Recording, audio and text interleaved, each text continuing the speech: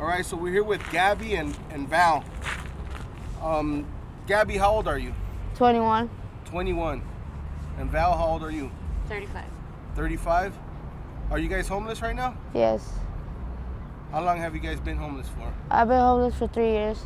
3 years? And what about you, Val? A year. A year? On and off, yeah. Gabby, how did you end up homeless?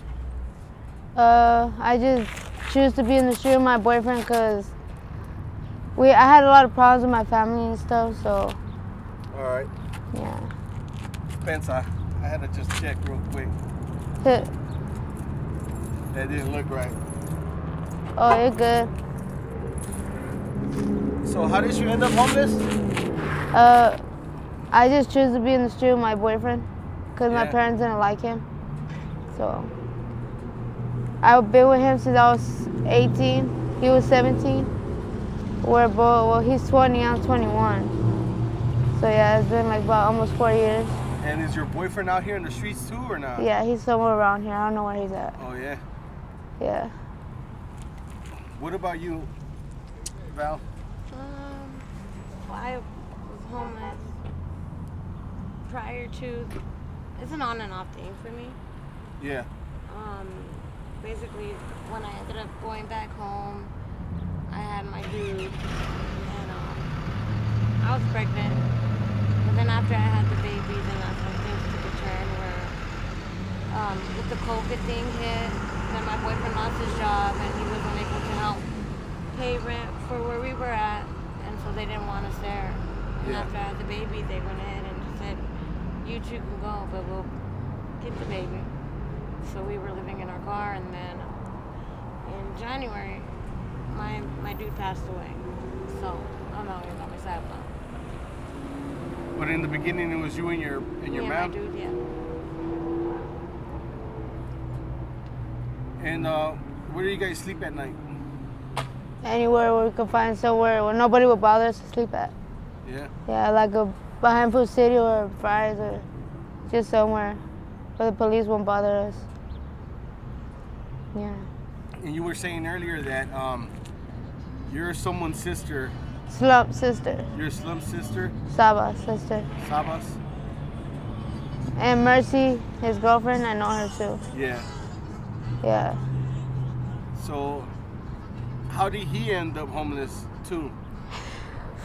He ended up homeless because where my mom used to stay at, which was at my tia's house, they didn't allow no or nothing, and he was smoking weed. And I guess my mom, when she came back, he was gone. And she found out at Circle K, and then he was trying to blame it on her that he got kicked out when it was his fault because he started smoking when they told him that that was not allowed there. So he got kicked out for that, and that's what he's been homeless ever since then. Yeah. Do you guys have other siblings, other brothers and sisters? Yeah, I have a little brother. His name is Rafael. He's 17, but he's not in the street. He's with my mom. Is he doing good? Yeah, he's doing good. He does good in school and everything like that? Yeah. He don't do no drugs? Don't do no. What about weed? Does he smoke? Yeah. Yeah. So, how did you start with the drugs though, with like the and all that? I asked to hit it, and then I started liking it, so I just started smoking it more and more. Was it like a progression from like weed to like, and then you went to pills? I wasn't getting high with no more, so I went to pills. And you think that, like, if you would have never touched the bud, you think that I would have never done drugs. You would have never done any pills or anything like that? So you think that, like, was actually like a gateway? Yeah. Did you do anything before you started smoking? No. No? I was just smoking Black & Milds and cigarettes before I started smoking weed. So that would probably be like you first started smoking, then it went to weed, and then you went to pills, yeah. Okay. And how old are you right now? 21. 21? You're really young. Yeah.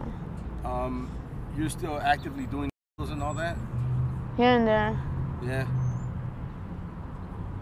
Not like I used to, like every day. I do it when I can. Just when you can? Well, when I want to, basically. Yeah. Yeah. What about you? Do you do? Yeah. How did you get introduced to them? My ex-boyfriend. Your ex-boyfriend? Yeah, I was sniffing him first.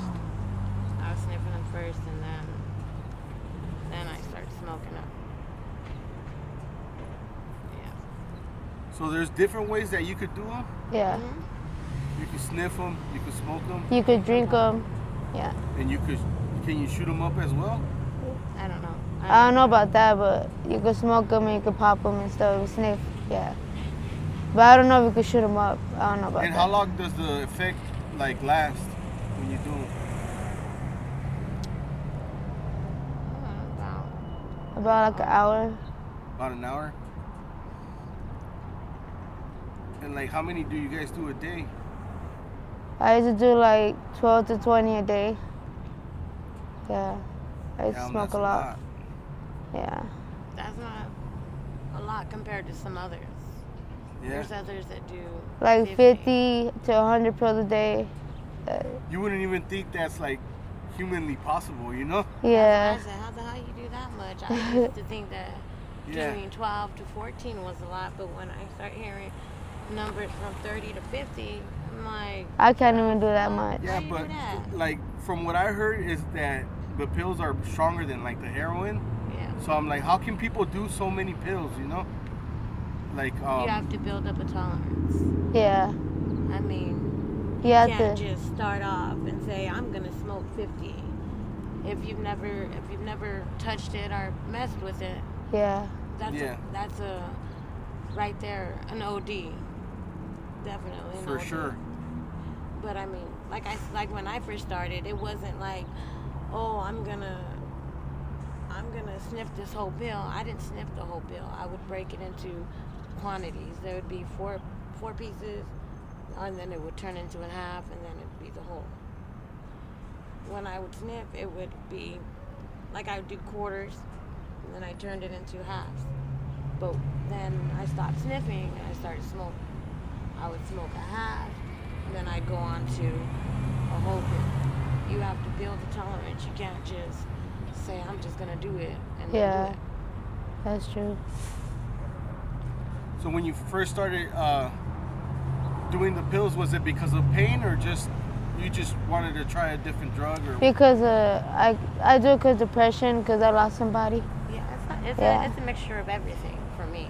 I mean, it's and the pain. Going through so much in life, and on top of, at that point, I was already going through stuff and then my dude, like I said, my ex, he introduced me to it, and then I did it for a while, and then I ended up getting stabbed 18 times on 43rd and Thomas.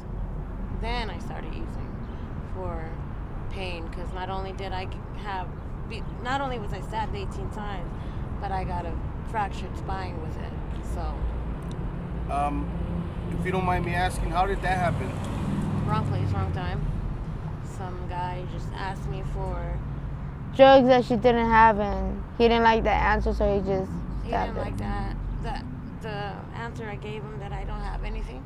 Yeah. His facial expression dropped, and you could tell he was angry. And, upset about it. Yeah, and so he took off. Well, he was following me for a minute. And I asked him, why are you following me? Do I know you? And he I said it loud enough where there was somebody nearby where they can hear. Yeah. So he stopped following me and walked across the street to the CVS. Then I walked back because I dropped my lighter, and I went to go pick it up. And I was putting it in my backpack, and somebody said something to me. The voice didn't register to me who it was, so I looked up. When I looked up, he punched me in the face. And so I had grabbed my face, and I said, what the fuck? And when I said, what the fuck, he started stabbing me. But I didn't know I was being stabbed. I thought I was just being punched. It wasn't until the last stab where he told me, you're done for, bitch. And he stabbed me in the back of my neck. That's when I knew I was being stabbed. So did the guy get caught? Yeah. That's good. He's still in jail to this day. That's good. He hasn't been sentenced yet, but... So that was pretty recent? 2019. 2019. So 2 years ago. Yeah, that was recent.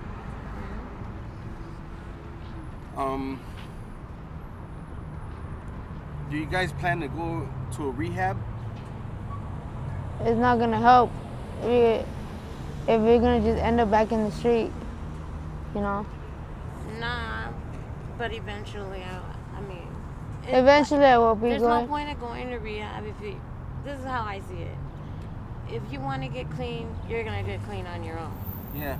Why go to rehab when it ain't going to do nothing for you? You can go to rehab. I see people go to rehab all the time. And they still get out, back on them. And then they're right back where they were. Yeah. So there would be no point for me to go to rehab. If I'm going to be ready to go and get clean, I'm going to do it on my own. Yeah, that's true. You have to have the mindset to want to be clean. Yeah, I interviewed this girl that had just got out of rehab, like on the same day or on the day before, and she was already ready to get back on the pills. Yeah, what's the point of going? You have to have the willpower to want to get off and want to be clean. And not go back. Yeah. If you're not ready, you're not ready. There's no point in going to rehab. Yeah. I see a lot of people go to rehab and go back to the same place. So I say, why would I want to waste anybody's time? For nothing. Do you want to get off the pills though? Yeah. I do. Yeah. But it's not. It's not easy to get off of it though. There's. What is it gonna take for you to like get to that point where you're like, you know what, I'm ready? I'm already ready, honestly. But the thing that's holding me back. Is she still in the street? No, not the street part either. It's the sickness that comes with it. Yeah. Yeah. When you want to get clean, it's not like you can just be like, oh, I'm gonna get clean and there's no consequences to it. There's gonna be sweating, vomiting, all that. Sweats, vomiting. Some people get diarrhea, runny nose, dizzy, all that stuff. So it's not easy to get off of it. You toss and turn, you can't sleep. I mean, There's a lot of effects to it. Yeah. That's crazy. You get pains in your stomach. Or your head starts hurting. Yeah. Okay, Gabby, I'm gonna ask you about Slump. Do you mind talking about him? Do you guys see each other out here on the streets? Yeah. And do you guys still have like a good relationship or not? Yeah, we do. Yeah? Okay. I chill with him when I can, whenever I see him. Yeah. That's good. And how's your relationship with you and Mercy? It's alright. Yeah? I don't get along with her like that, but I talk to her. Yeah. Because I respect my brother, so I'm going to respect her, you know? Yeah. That's cool. Yeah, well, that's cool that you guys ain't beefing or nothing like that, but... He's my little brother. I can't beef with my own brother. It's stupid. I can't. Yeah, you can't do that, man. He's my blood brother. I can't do that. Family first. Family always first. Yep.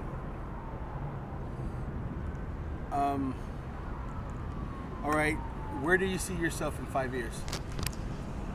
Not doing this. I don't know what I want to do in 5 years yet. I don't know. What about Val? Where do you see yourself in 5 years? 5 years, I'm gonna be clean, for sure. Hell yeah. Working, getting back to where I was before I met my downfall, so to speak. I'm gonna try to get my Social Security so I could not be out here like this. What kind of job, like what kind of work did you used to do before? You had a job before? Yeah. I was customer service assistant manager at Circle K. Oh yeah? For 8 years. What about you, Gabby? I was doing telemarketing. Yeah? Yeah, but I didn't like it, so I quit the next day. Because they were just rude on the phone, so I didn't like it. They were so rude. Well, I hope you guys get your lives together and get back to regular, normal society, man. And if I see you guys again, can I get the update with you guys? Yeah. All right, man. Thank you for the interview. Thank you. I appreciate it.